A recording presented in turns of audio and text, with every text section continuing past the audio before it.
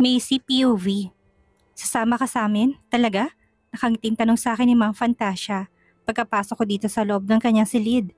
Nakabihis na rin naman siya at naglalagay na lang ng makeup sa kanyang mukha. Oo, sinabi sa akin ng mommy mo na sama daw ako. Teka lang, saan ba tayo pupunta? Nakangiti kong tanong kay Ma'am Fantasia. Wala sa sariling inilibot ko ang tingin sa paligid ng kanyang silid at nang mapansin ko na hindi niya pa naayos ang kanyang higaan, ay mabilis ako naglakad patungo doon. Kalat-kalat pa ang kanyang mga beddings at hindi pa natutupi ang mga ginamit niyang kumot. Dinampot kong unan at inayos. Nagumpisa na rin akong tupiin ang kanyang kumot nang magsalita si Ma'am Fantasia. Anong ginagawa mo? Puno ng pagtatakang tanong niya sa akin. Inaayos ang higaan mo habang nag-aayos ka? Nakangiti kong sagot sa kanya. Wag na, ano ka ba? May mag-aayos naman yan eh, sagot niya naman sa akin. Wala sa sariling napatitig ako sa kanya at hindi ko mapigilan ang makaramdam ng kaba na mapansin ko na para bang hindi siya masaya sa ginagawa ko. Huwag kang magalit sa akin, promise, sanay ako sa mga ganitong bagay. Kaya hayaan mo na ako, nakangiti ko sagot sa kanya. Basta, wag mo nang gawin yan, hindi mo trabaho yan para iligpit ang mga kalat ko. Teka lang, halika dito. Ang mabuti pa, maglagay ka rin ng pampaganda sa mukha mo para pareho tayong maganda mamaya. Bigkas niya kaya natigilan ako. Binitawan kong hawak kong kumot at naglakad palapit sa kanya. Naku, wag na. Hindi ako sanay sa mga ganyan, tanggi ko. Kung ganoon, masanay ka na. Ganito talaga dito sa Maynila. Ang mga dalaga dapat naglalagay ng mga pampaganda. Makeup, lipstick at blush on. At kung ano-ano pa. Bigkas niya sabay kuha ng cream at in-apply niya yun sa aking pisngi. Hinayaan ko na lang siya dahil mukhang alam niya naman ang ginagawa niya. Look at yourself. Hindi bang ganda kapag naka-makeup? Tuwang-tuwang bigkas ni Fantasia pagkatapos niyang lagyan ng kung ano-anong mukha ko. Wala sa sariling napaharap ako sa salamin at hindi ko mapigilan ng mapangiti. Tama siya, ang ganda ko nga. Malayong malayo sa dati kong itsura. Pagkatapos mag-ayos ni Mang Fantasia, sabay na kaming lumabas ng kwarto at naglakad patungo sa parking area. Pagdating namin ng kotse, hindi namin akalaing pareho naghihintay na pala sa amin si Madam Tiffany. Ready na ba kayo? Nakangiting tanong niya sa amin. Kagad naman tumango si Mang Fantasia. Saan nga pala tayo pupunta, ma'am? Tanong ni Mang Fantasia sa mommy niya. Habang binubuksan niya ang pintuan ng kotse at pinauna akong pinasakay sa loob. Pumesto ako sa pinakalikuran at sumunod naman sa akin si Mang Fantasia. Talagang tumabi pa siya sa aking gayong ang laki naman ng sana ng kotse na to. Sa dentist, nakangiting sagot ni Madam Tiffany sa tanong ng anak niya. What po? Sa dentist? Bakit doon? Akala ko sa mall. Kagad na protesta ni Mang Fantasia. Matagal ka nang hindi nagpapaklining kaya umayos ka. Seryosong sagot ni Madam Tiffany sa anak niya. Pigil ko naman ang sarili ko na matawa, lalo na mapansin kong hayagang pagsimangot ni Mang Fantasia. Malinis pa naman ang ngipin ko eh. Bakit dun pa kasi? Sagot niya na naman sa mommy niya. Pero kaagad naman siyang sinaway. Hey, tumigil ka ha. Ang arte mo talaga. Saway ni Madam kaya naman kaagad ding nanahimik si Mang Fantasia. Buong biyahe nakasimangot ito na para bang hindi siya natutuwa sa lugar na pupuntahan namin. Pagdating namin ng dental clinic, kaagad na isinalang ni Mang Fantasia. Lilinisin daw ang ngipin nito pero nagulat na lang ako nang biglang tawagin ang pangalan ko ng isang staff dahil ako na daw ang susunod. Wala sa sarili na patitig ako kay Madam Tiffany na noon ay ngiti-ngiti. Nandito na rin lang tayo kaya patignan mo na rin yung ngipin mo, bigkas ni Madam sa akin. Hindi ko naman mapigilan na makaramdam ng nerbiyos. First time ko ito kaya naman hindi ko malaman kung anong gagawin nila sa akin. Yun nga lang dahil nahihiya akong humindi. Wala akong choice kundi ang maging sunod-sunuran na lang. Wala naman daw sirang ngipin ko pero kailangan daw na masinsin ng paglilinis. Dahil first time ko magpa-cleaning medyo nagtagal. Pagkatapos kong nilisan, kaagad na rin ako naglakad palapit kay Mang Fantasia na noon ay nakaupo na sa waiting area. Mukhang tapos na rin siya. Bad trip si Mami, hindi ba? Kung alam ko lang na ditong punta natin, hindi talaga ako sasama. Nakasimangot na bigkas niya. Hindi ko naman mapigilan ng mapangiti. Sa totoo lang, hindi ako nagsisisi na dito kami dinala ni Madam. Imagine, ang sarap pala sa pakiramdam pagkatapos magpalinis ng ngipin. Feeling ko ang fresh ng hininga ko. Pagkagaling namin ng clinic, diretso kami sa opisina nila Sir Dimitri. Muli nagpahayag ng pagtutol si Fantasia na sana sa mall daw kami dapat dumiretso. Pero wala na siyang magawa pa nang pandilatan siya ng mommy niya. Sa akin naman walang problema kahit na saan kami magpunta. Para sa akin, pamamasyal lang itong ginagawa namin. Lalo na't lahat ng mga nadadaanan namin ay bago sa paningin ko. Diretso kami sa mataas na building at sa pagbaba pa lang ng kotse at pagpasok sa loob, kabi-kabilaan ng pagbati kay Madam Tiffany ang mga naririnig namin. Tahimik lang ako nakasunod sa magina habang hindi ko mapigilan ang mamangha sa aking mga nakikita. Lalo na noong pumasok kami sa isang silid at elevator daw ang tawag doon. Ramdam ko kasi ang pag-angat namin at ang biglang paghinto. Alam mo ba, gusto lang niya ni Mommy na hulihin kung may babae si Daddy. Kaya may pa-surprise visit siya. Pabulong na bigkas ni Mang Fantasia sa akin pagkalabas namin sa loob ng elevator. Mabuti na lang talaga at sobrang bilis ng hakbang ni Madam Tiffany. Palayo sa amin kung hindi baka mapagalitan na itong si Mang Fantasia sa dami niyang reklamo. Halika na, sana lang talaga makadaan tayo ng mall para naman hindi masayang ang araw na to. Bikas ni Mang Fantasia at mabilis na rin naglakad. Tahimik naman ako nakasunod sa kanya hanggang sa pumasok kami sa isang silid at naabutan namin si Madam Tiffany na nakaupo sa isang sofa habang kausap niya sa Sir Dimitri at isa pa nilang anak na si Sir Lucio. Mrs. POV. Isa-isang nilapitan naman ni Mang Fantasia ang kanyang ama at kapatid na si Sir Lucio para batiin at humalik sa pisngi ng mga ito. Tahimik lang akong nakamasid habang hindi ko mapigilan ang ilibot ang tingin sa buong paligid. Hindi ko akalain na ganito palang itsura ng isang opisina. Ang ganda at nakapagtataka din kung ano ba ang ginagawa nila dito sa loob. Kung ano ba talagang trabaho ang pinagkakaabalahan nila. Computers at puro mga papeles lang kasi ang nakikita ko. Ma'am, pwede bang sa mall na lang kami ni Macy?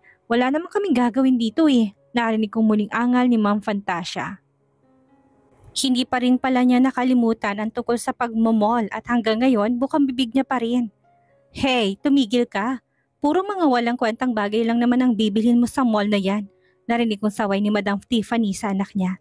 Tigil ko tuloy ang matawa lalo na mapansin kong kagad na pagsimangot ni Ma'am Fantasia. We will buy frap na lang sa ibaba. Sagot nito at kagad kong naramdaman ang paghawak niya sa kamay ko. Natigilan naman ako at wala sa sariling napatitig ako kina Madam.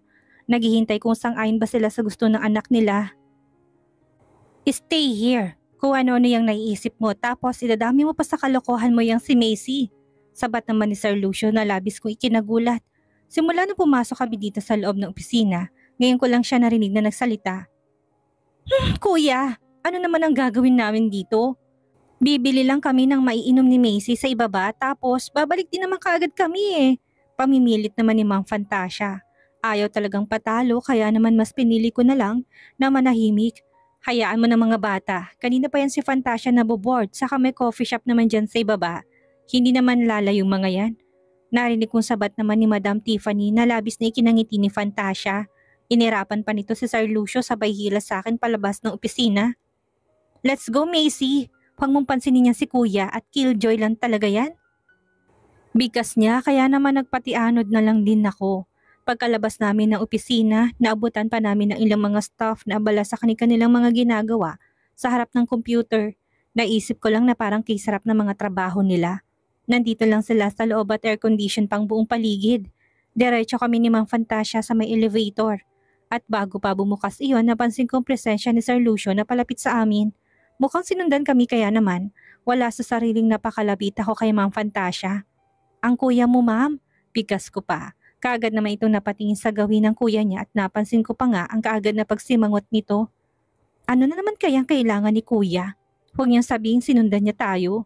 Bigas niya pa. Wala sa sariling muling napatingin ako kay Sir Lucio at kaagad din ako napaiwas ng tingin nang mapansin ko na direktang nakatitig din siya sa akin. Kuya, bakit po? Sasamahan mo kami? Narinig kong tanong ni ma'am. Dito kasabay ng pagbukas ng elevator. Nagpatiuna na akong pumasok sa loob at mabilis naman na sumunod si Sir Lucio. Na noon ay tuluyan ang nakalapit sa amin kasunod din na Madam Fantasia. Palagay mo, hahayaan ko kayong lumabas-labas ng walang kasama? Seryosong tanong naman ni Sir Lucio sa kapatid niya. Samantalang ako naman ay pilit lang nagbingi-bingihan. Kunwari wala akong narinig habang nakatagilid lang at nakatitig sa sahig ng elevator. Nahilang ako may iba kaming kasama ni Ma'am Fantasia. Oo, palagay ng loob ko sa kanya pero kay Sir Lucio, nahihiya ako sa kanya. Hindi ko din kayang tumitig ng diretso sa kanya. Para kasing nakakaramdam ako ng nervyos na hindi ko maintindihan. Okay ka lang ba, Macy? Kanina ka pa hindi nagsasalita ha? Hindi ko mapigilang mapaangat ng tingin na marinig ko na magsalita sa Sir Lucio. Saglit ako napasulyap sa kanya bago nahiyang ngumiti. Naku, ayos lang po ako sir. Huwag niyo na lang po akong pansinin. Mahina akong sagot sa bayo ko. Huwag kang mahiya sa amin. Halos 1 buwan ka na pala namin kasama sa bahay tapos nahihiya ka pa rin sa amin. Ipagpalagay mong kalooban mo. Bigas ni Sir Lucio na hindi ko naman malaman kung anong isasagot ko. Wala kasi talaga akong maapuhap na tamang salita eh. Nababla ang kong utak ko at hindi ko alam kung anong sasabihin ko.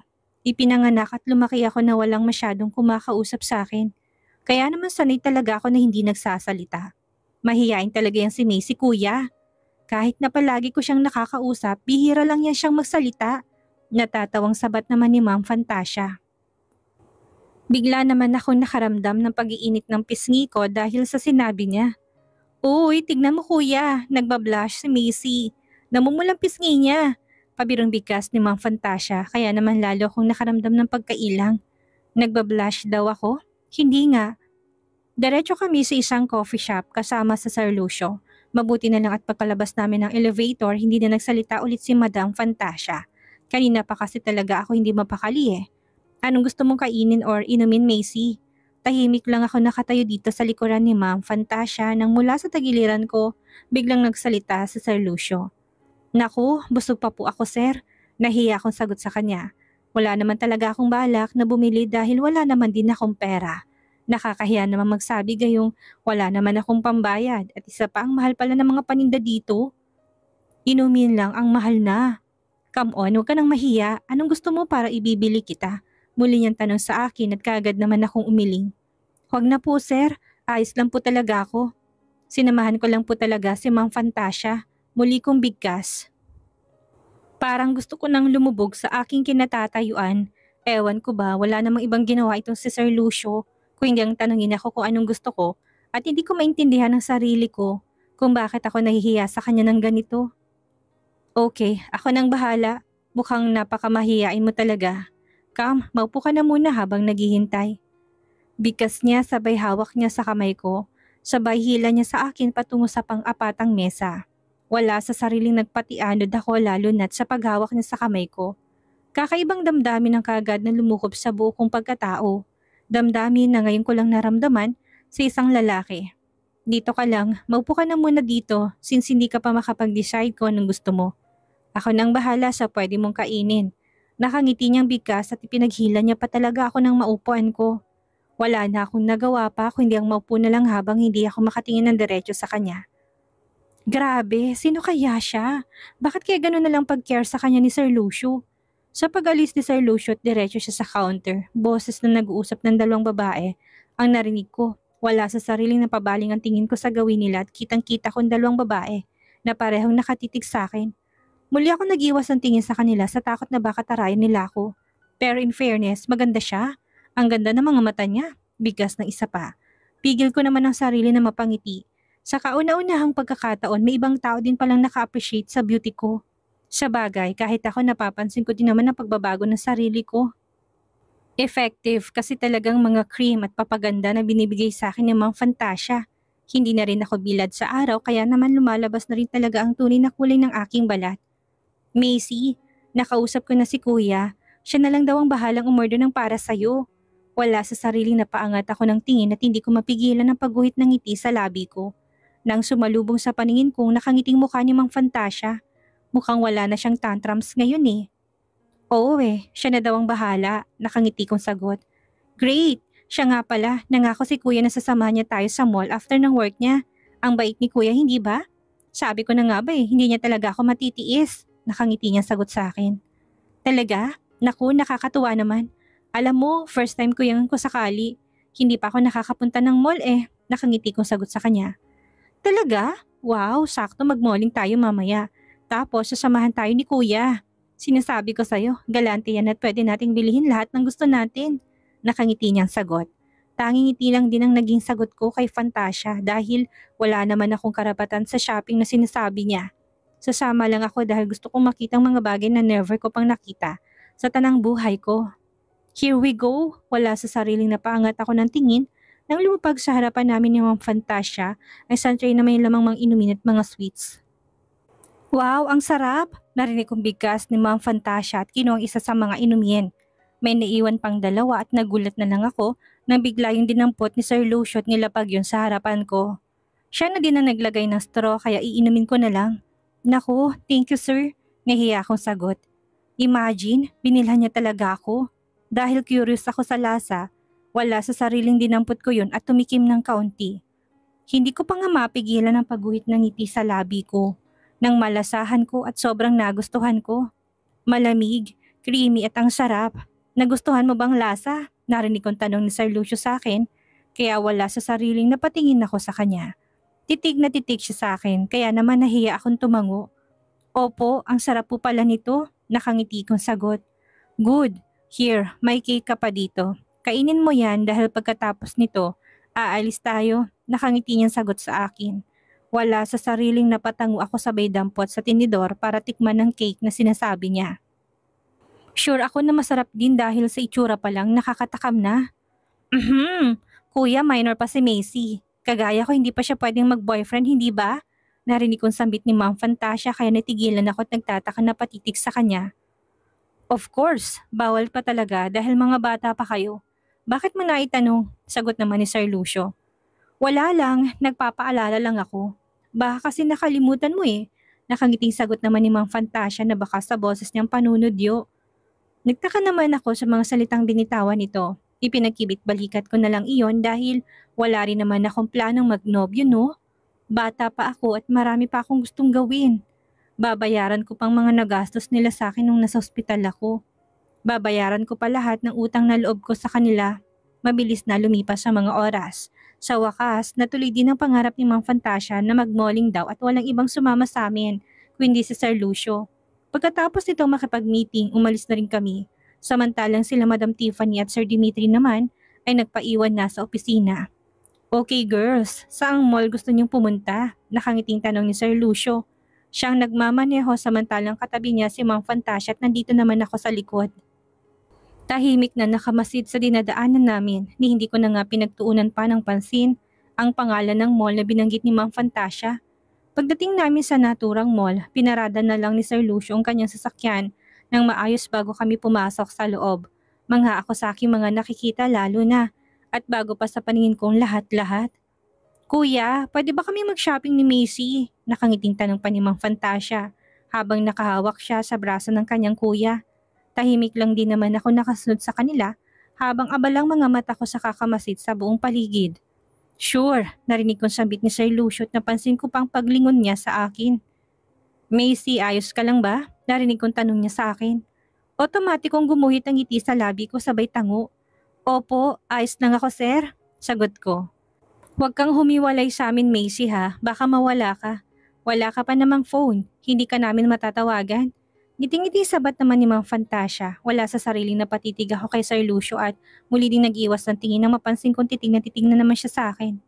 Ewan ko ba dito kay Sir, ilang beses ko na siyang nahuhuling nakatitig sa akin at ako naman, heto naiilang. Sobrang nahihiya pa rin kasi ako talaga sa kanya. Gusto mo ng phone? Nakangiting tanong niya sa akin na labis kong ikinagulat. Dali-dali naman akong umiling. Naku, hindi po sir, hindi po. Dali-dali kong sagot na sinabayan ko pa na makailang ulit na pag-iling. Isang mahinang pagtawa naman ang narinig ko mula kay Sir Lucio bago siya nagsalita. Ikaw talaga, napakamahiyain mo. Ilang beses ko bang sabihin sa'yo na huwag kang mahiya sa amin? Nakangiting tanong niya. Naku, hindi naman po ako nahihiya sir, sagot ko naman.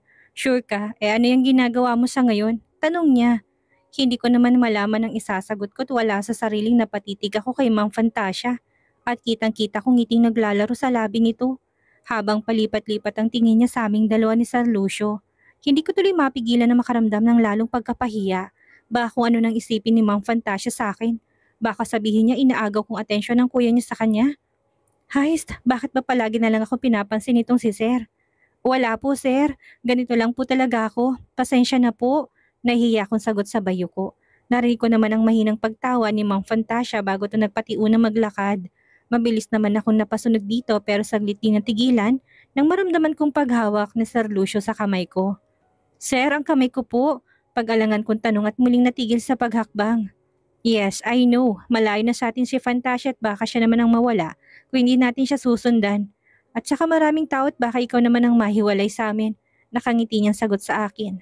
Wala sa sariling napatango ako at dahil sobrang naiilang talaga ako, pinilit ko pa rin hilahin ang kamay ko na hawak niya pa rin. Hindi naman po siguro ko mawawala, sir. Tinandaan ko kayang kulay ng suot niyong damit. Saka mas matangkad po kayo sa mga pangkaraniwang mga lalaki kaya mabilis ko rin po kayong mahanap. Wala sa sariling sagot ko sa kanya.